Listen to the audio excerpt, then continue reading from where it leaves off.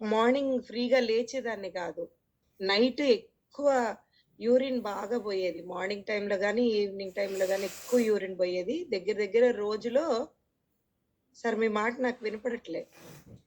Okay madam. మీరు మాట్లాడండి. మీరు మాట్లాడండి. రోజులో దగ్గర దగ్గర 30, 40 సార్లు యూరిన్ పోయేది బాగా నేను. అట్లా బాగా వీక్ అయిపోయాను మనిషిని. వీక్ అయిపోయేదాన్ని. అసలెక్కువ పని జేసేదాన్ని కాదు. కొద్దిసేపు ఒక 1 అవర్ పని జేసినా గూడా చాలా నీరసం అయిపోయేదాన్ని మనిషిని.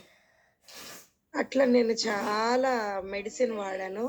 ఆయుర్వేదిక్ వాడాను, ఆక్యుప్రెషర్ వాడాను, తర్వాత ఇంగ్లీష్ మెడిసిన్ వాడాను. అన్ని ప్రయోగాలన్నీ అయిపోయాయి. అయిపోయిన తర్వాత లాస్ట్‌కి ఒకరోజు ఎప్పుడంటే మొన్న ఎంపీ ఎలక్షన్ రోజు.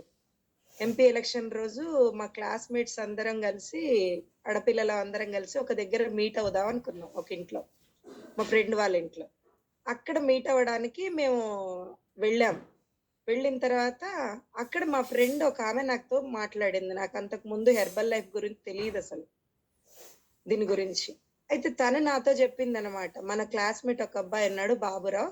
ఆ అబ్బాయి హెర్బల్ లైఫ్‌లో చేస్తున్నాడు. నాకు గ్యాస్ట్రిక్ ఇష్యూ ఉండే 2 మంత్స్‌లో గ్యాస్ట్రిక్ ఇష్యూ అంతా గూడా నాకు చాలా హీల్ అయిపోయింది. చాలా బావుంది అని చెప్పారు. అప్పటికే నాకు మే నెలలో నాకసలు హెల్త్ బాలేదు. "నువ్వు వాడు రాజేశ్వరి బావుంటది" అని చెప్పారు. వెయిట్ కూడా బాగా ఉన్నావు. దగ్గర దగ్గర 79 ఉన్నా. ఇంకా అంత వెయిట్ ఉండకూడదు నేను. 55 నా వెయిట్ అసలు.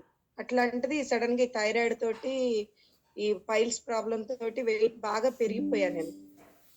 ఇక అన్ని రకాల ఇష్యూస్, ఈ షోల్డర్ పెయిన్ ఇదంతా నొప్పొచ్చేది. తల లోపల నుంచి ఈ పక్కంతా నొప్పొచ్చేది. అసలు ప్రయాణాలు చేయలేకపోయేదాన్ని. కింద కూర్చోలేకపోయేదాన్ని.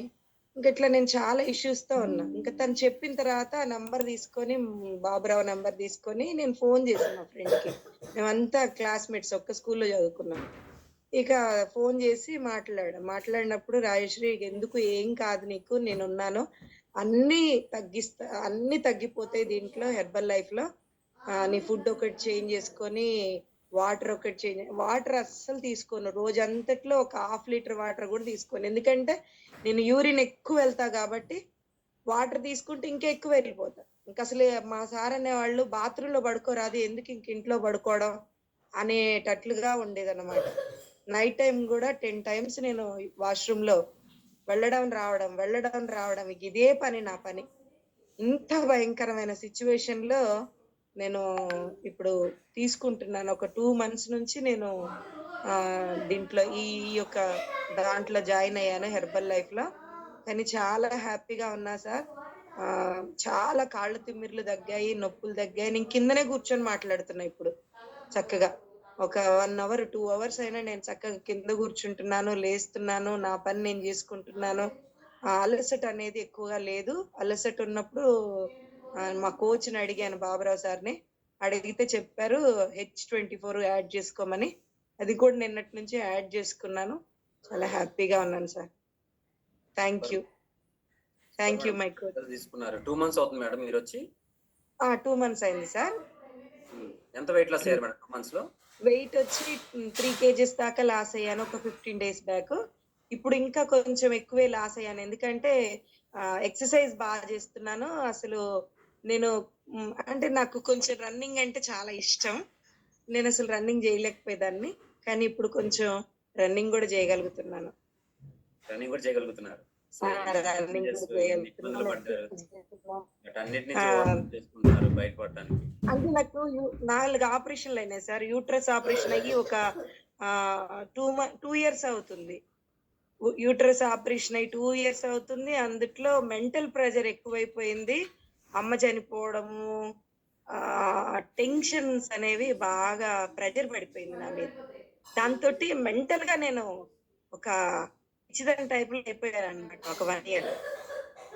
ఇక దాంతోటి వా నా హెల్త్ మీద బాగా ఎఫెక్ట్ పడిపోయింది.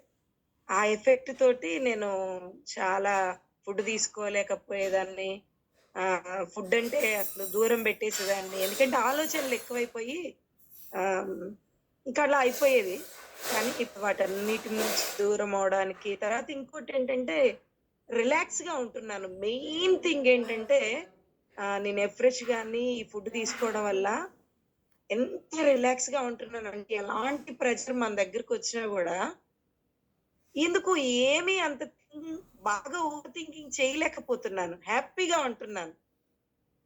అదొకటి నాకు ది బెస్ట్ రిజల్ట్ నాకు కనిపించింది.